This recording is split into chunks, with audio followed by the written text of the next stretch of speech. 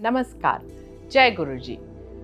मैं Netravati Dubey, numerology and vastu expert, आपका स्वागत करती हूँ आपके अपने चैनल गाइडिंग स्टार्स पर।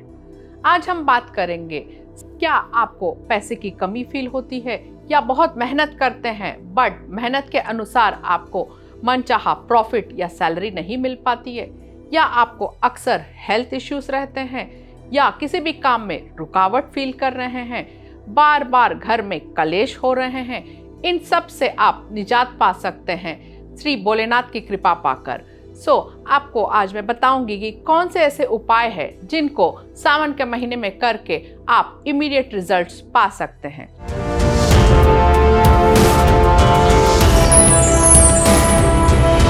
इसके पहले कि हम आगे बढ़े, अगर आप मेरे चैनल पर नए हो तो प्लीज सब्सक्राइब जरूर करिए, बेल आइकन को हिट करिए एंड ऑल नोटिफिकेशन सेलेक्ट करिए ताकि ऐसे इंफॉर्मेटिव वीडियोस की जानकारी लगातार आप तक पहुंच पाए।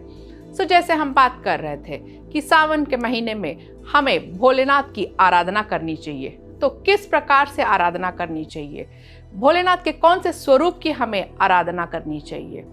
जैसे कि इसे हम ऐसे समझते हैं, अगर आपको कोई कार खरीदना है तो हम कहाँ जाएंगे? कार के शोरूम विजिट करेंगे, राइट? कार का शोरूम विजिट ना करके बाइक शोरूम में तो नहीं जाएंगे ना। वैसे ही आपको कौन सी प्रॉब्लम बहुत परेशान कर रही है या कौन से देवी देवता का कौन से स्वरूप की आराधना करनी चाहिए, ये आज हम जानेंगे।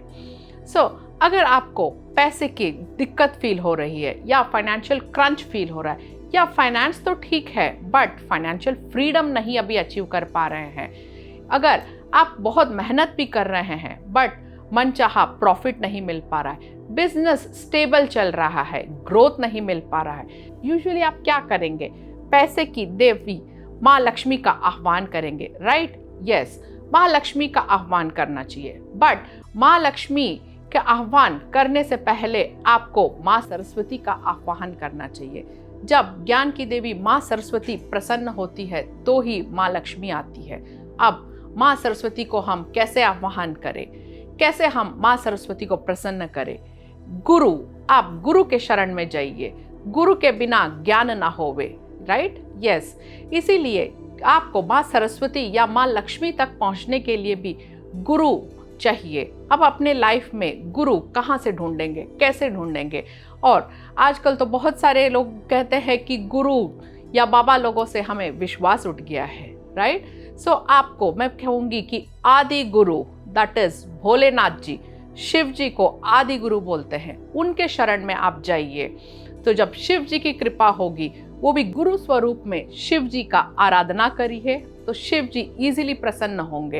एंड जब गुरु की कृपा मिल गई है, कहा जाता है जिसे गुरु बचाए उसे कौन मारे, राइट? गुरु के कृपा से आप माँ सरस्वती और माँ लक्ष्मी तक इजीली पहुंच सकते हैं।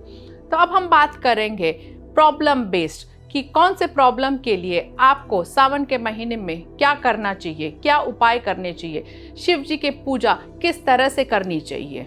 फर्स्ट एंड फॉरमोस्ट इज पैसे को बढ़ाने के लिए या बिजनेस को बढ़ाने के लिए, बिजनेस ग्रोथ के लिए आपको क्या करना चाहिए? सावन के महीने में अगर पॉसिबल है तो हर दिन आप मंदिर जाइए और शिवलिंग पे जो मैं चीज़ें बताती हूँ उसे चढ़ा के आप पूजा करिए। अगर आप मंदिर जाना नहीं हो पा रहा है तो घर में ही आपको एक शिवलिंग रखना चाहिए।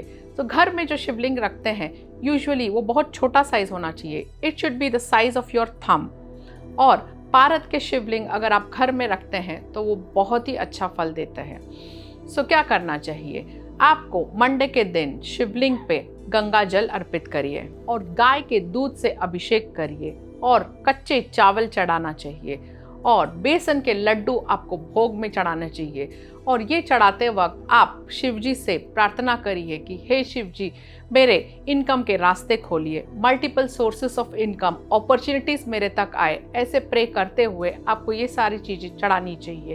एंड शिव जी का आपको एक मंत्र बोलना चाहिए, दैट इज, जैसे मैंने बोला, शिव जी को आपको गुरु स्वरूप में आराधना करनी चाहिए। द मंत्र इज ओम नमः शिवाय, शिव जी सदा सहाय, ओम नमः शिवाय, गुरु जी सदा सहाय। इस मंत्र को बोलते हुए शिव जी के पास आप अपना रिक्वेस्ट रखिए, फिर आप देखिए आपके लाइफ में सक्सेस कैसे आता है।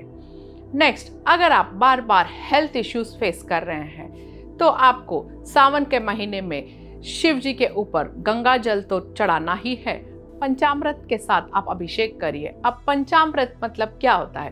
पंच का उसमें अमृत कहते हैं। सो दैट इज दूध, दही, घी, शक्कर और शहद। इन सबको मिलाते हुए आपको शिव जी के अभिषेक करना चाहिए और ऑरेंज कलर के फूल आपको चढ़ाना चाहिए।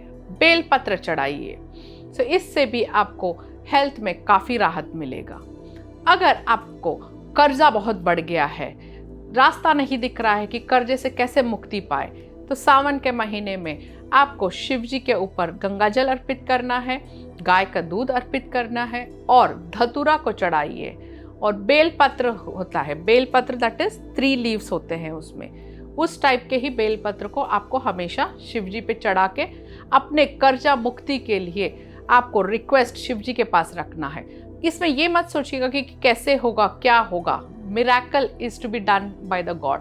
आप बस उनको बोलिए कि मुझे कर्जा मुक्ति के रास्ते दिखाइए, मेरे आमदनी के रास्ते खोलिए। बट यस, इसके साथ मेहनत तो ज़रूर करना है, क्योंकि भगवान भी उनकी मदद तभी करते हैं जो इंसान खुद की मदद करता है। अब इनके साथ साथ अगर आपको पैसे का इश्यू है या बिजनेस या करियर में ग्रोथ चाहिए तो 7 मुखी रुद्राक्ष धारण करिए। इससे भी आपको इमेंस सक्सेस मिलता है। अगर आप ये सब कुछ भी नहीं कर पा रहे हैं, क्योंकि अगर आप बाहर है या ऑफिस में है, नहीं पॉसिबल है, मंदिर जाना पॉसिबल नहीं है, अभिषेक करना पॉसिबल नहीं है, तो भी आप मन ही मन सिर्फ ओम नमः शिवाय का जाप करते रहिए। इसे सिर्फ ओम नमः शिवाय जाप मात्र से ही आपके बहुत सारे हर्डल्स हट जाएंगे और लाइफ में आप इमेंस सक्सेस पाएंगे। Thank you.